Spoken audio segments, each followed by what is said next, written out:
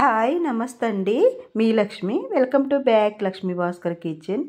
ఈ ఛానల్ని చూస్తున్న ప్రతి ఒక్కరికి థ్యాంక్ యూ సో మచ్ అండి. ఈరోజు మరో మంచి రెసిపీతో మీ ముందుకు వచ్చానండి. రెగ్యులర్గా నేను గోంగూర పచ్చిరొయ్యల కూర ఇలా వండుతానండి. ఇలా వండితే టేస్ట్ ఎంత బాగుంటుందో నేను మాటల్లో చెప్పలేనండి. చాలా అంటే చాలా బాగుంటుంది. ఒక్కసారి మీరు కూడా ట్రై చేసి చూడండి, మీకే తెలుస్తుంది. ఇంకెందుకండి ఆలస్యం, మనం కిచెన్లోకి వెళ్ళి ప్రాసెస్ ఏంటో చూసేద్దామండి. నేను ఒక 1/2 కేజీ రొయ్యలు తీసుకున్నానండి. చూసారు కదా, ఈ సైజు రొయ్యలు తీసుకున్నాను. ఇవి కేజీకి ఒక 60-70 రొయ్యలు అయితే వస్తాయండి. ఈ సైజు రొయ్యలు అయితే గోంగూర పచ్చిరొయ్యలు వండడానికి సూపర్గా ఉంటాయండి. ఈ రొయ్యల్ని నేను పైనున్న గుళ్ళంతా తీసేసి నిమ్మరసం ఉప్పు వేసి బాగా ఎక్కువ సార్లు అయితే నీచు వాసన పోయేలాగా అయితే కడిగేసానండి. ఈ కడిగిన రొయ్యల్ని నీళ్లు లేకుండా ఒక బౌల్లోకి తీసుకున్నానండి. ఒక 1/2 స్పూన్ పసుపు, కొద్దిగా సాల్ట్ వేసి రొయ్యలకి బాగా మసాజ్ చేసేస్తున్నానండి. అంటే ఉప్పు పసుపు కూడా రొయ్యలకి ఇలా బాగా పట్టించేస్తున్నానండి. చూసారు కదా, ఇలా రఫ్ చేసుకుంటూ రొయ్యలన్నిటికి ఇలా పట్టించడం వల్ల రొయ్యలో ఉన్న నీరంతా బాగా బయటికైతే వచ్చేస్తుందండి. చూసారు కదా, నేనైతే రొయ్యలకి ఇలా పసుపు ఉప్పు పట్టించేసాను. స్టవ్ మీద ఒక ప్యాన్ పెట్టి పాన్ వేడెక్కిన తర్వాత రొయ్యలను అయితే వేసేస్తున్నానండి. ఇందులో నీళ్ళైతే గనక అస్సలు లేవు. రొయ్యల్ని బాగా వాడేసి నేను పసుపు ఉప్పు పట్టించాను. ఇలా సదిరేసి మూత అయితే పెట్టేశానండి. ఒక 10 నిమిషాల తర్వాత మూత తీసి చూసాను. రొయ్యల్లో ఉన్న నీరంతా కూడా ఇలా బయటికి చక్కగా వచ్చేస్తుంది. రొయ్యలైతే చక్కగా గిరజాల్లాగా చక్కగా చుట్టేసుకున్నాయి. చూసారా, అంటే బాగా రొయ్యల్లో ఉన్న నీరంతా బయటకు వచ్చేసరికి ఇలా రొయ్య అయితే గుండ్రంగా చుట్టేసుకుంటుంది. రొయ్యలు చూసారు కదా, ఉన్న నీరంతా కూడా ఆవిరైపోయింది. ఇప్పుడు రొయ్యల్ని స్టవ్ ఆఫ్ చేసి పక్కన పెట్టేశాను. నేను గోంగూర తీసుకున్నానండి. ఒక మీడియం సైజు గోంగూర కట్ట తీసుకుని శుభ్రంగా బూజులు ఏమీ లేకుండా చూసి కోసేసానండి. కోసిన గోంగూర అయితే నా చేతితో గుప్పుడు గోంగూర అయితే అయ్యిందండి. ఒక చిల్లులు బుట్టలోకి తీసుకున్నాను. దీన్ని ట్యాప్ కింద పెట్టి శుభ్రంగా కడిగేసానండి. నీళ్ళు చుక్కలు లేకుండా శుభ్రంగా కడిగేసి స్టవ్ మీద ఒక ప్యాన్ పెట్టి ప్యాన్ వేడెక్కిన తర్వాత నేను గోంగూర అయితే వేసేసాను. ఇప్పుడు ఈ గోంగూరలో ఒక 7-8 పచ్చిమిర్చి వేస్తున్నానండి. ఈ గోంగూర బాగా పుల్లగా ఉంటుంది, పుల్ల గోంగూర అంటారు. అందుకనే కారం బాగా పడుతుంది కాబట్టి నేను ఒక 7-8 పచ్చిమిర్చి అయితే గోంగూరలో వేసేసాను. ఒక 1/2 స్పూన్ పసుపు వేసి కొద్దిగా నీళ్ళు వేస్తున్నానండి. మూత అయితే పెట్టేశాను. ఒక 10 నిమిషాల తర్వాత నేను మూత తీస్తే గోంగూర అయితే ఇలా మెత్తబడిపోయి చక్కగా మగ్గిపోయింది. చూస్తుంటే తెలుస్తుంది కదా, గోంగూర బాగా మగ్గిపోయిందని. నేనైతే ఒక్కసారి ఇలా అటు ఇటు బాగా కలిపేసాను. మీ దగ్గర పప్పు గుత్తున్నా సరే, మ్యాష్ చేసుకుని మ్యాషర్ ఉన్నా సరే ఇలా చక్కగా మెత్తగా మ్యాష్ చేసేసుకోవడమేనండి. నేనైతే ఈ మ్యాషర్తో చక్కగా గోంగూర అంతా కూడా ఇలా మెదిపేస్తున్నాను. మీరు కావాలంటే పప్పు గుత్తితో కూడా మెదుపుకోవచ్చు. చక్కగా పచ్చిమిర్చి అన్నీ కూడా ఎలాగా చూసారు కదా, మెత్తగా అయితే అయిపోయింది. ఇలా మెదుపుకుంటే సరిపోతుంది. గ్రైండ్ చేసుకోవచ్చు. గ్రైండ్ చేసుకోవడం కంటే కూడా మిక్సీలో ఇలా పప్పు గుత్తితో మెదుపుకుని పక్కన పెట్టేశానండి. ఇలా మెదుపుకుంటేనే బాగుంటుంది. స్టవ్ మీద ఒక పాన్ పెట్టి ఒక 6 స్పూన్ల ఆయిల్ అయితే వేసాను.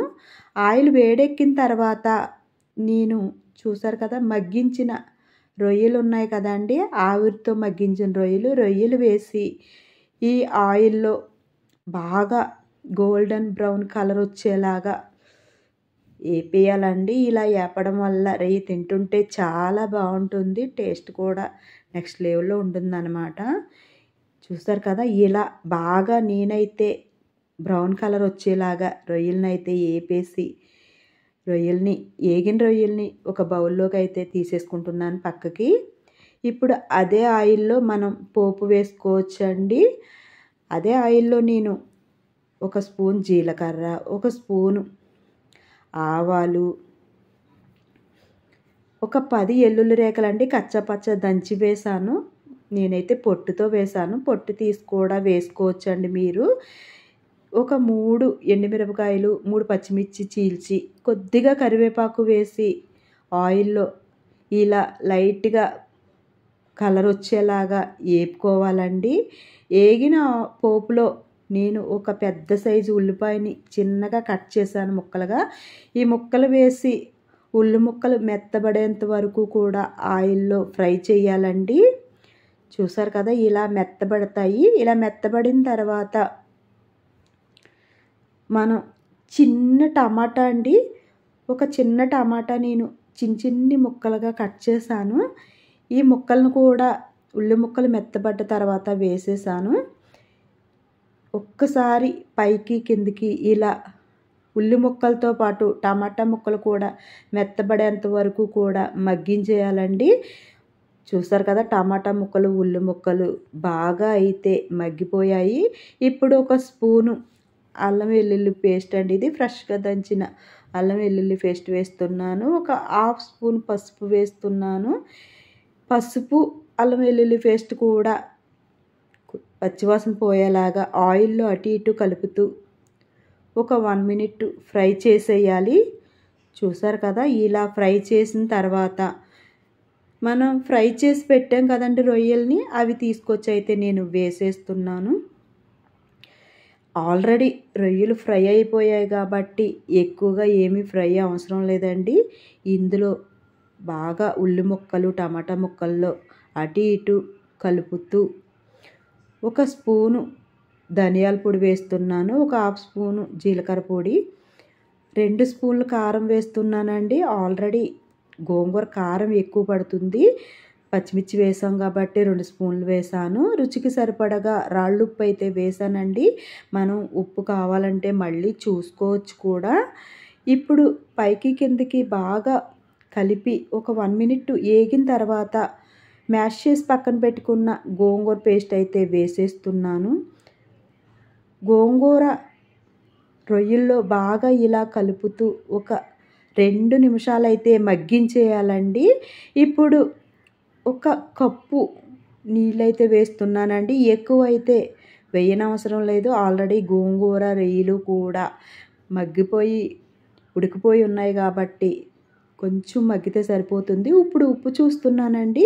ఇలా ఉప్పు చూసుకుంటే సరిపోతుంది. ఉప్పు కొద్దిగా పడుతుంది కాబట్టి నేను కొంచెం ఉప్పు అయితే వేసాను. ఒక్కసారి అటు ఇటు కలిపేసి మూత పెట్టేస్తున్నాను. ఒక్క 15 నిమిషాలు మంట మీడియం ఫ్లేమ్లో అంటే చిన్నగా పెట్టి మగ్గించాలండి. ఎక్కువైతే ఉడకనవసరం లేదు కదా, గోంగూర దానంతట అదే గట్టి పడిపోతుందండి. ఇలా ఈ కంటెన్సీలో ఉండగానే స్టవ్ అయితే ఆఫ్ చేసేయాలి పల్చగా ఉన్నప్పుడు. తర్వాత గోంగూర గట్టిపడిపోతుంది. చివరిగా ఒక గుప్పుడు కొత్తిమీర సన్నగా తరిగింది వేసి ఇలా అటు ఇటు బాగా కలిపానండి. ఇప్పుడు ఒక బౌల్ తీసుకుని నేనైతే గోంగూర కూర అయితే సర్వ్ చేసేస్తున్నాను టేస్ట్ చేసేయడానికి.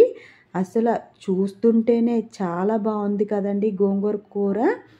వేడి గోంగూర పచ్చిరొయ్యలు కూర అయితే రెడీ అయిపోయిందండి. అసలు దీని టేస్ట్ ఎలా ఉంటుందో నేను నా మాటల్లో చెప్పలేనండి. ఒక్కసారి మీరు చేసుకుని తింటే తెలుస్తుందండి. నేనైతే రెగ్యులర్గా గోంగూర పచ్చిరొయ్యల కూర ఇలానే వండుతానండి. మా ఇంట్లో చాలా ఇష్టంగా తింటారనమాట. ఈ వీడియో మీకు నచ్చితే ఒక లైక్ చేయండి. మీ ఫ్రెండ్స్కి మీ ఫ్యామిలీ మెంబర్స్కి షేర్ చేయండి. నా ఛానల్ని సబ్స్క్రైబ్ చేసుకోండి. Thank you for watching.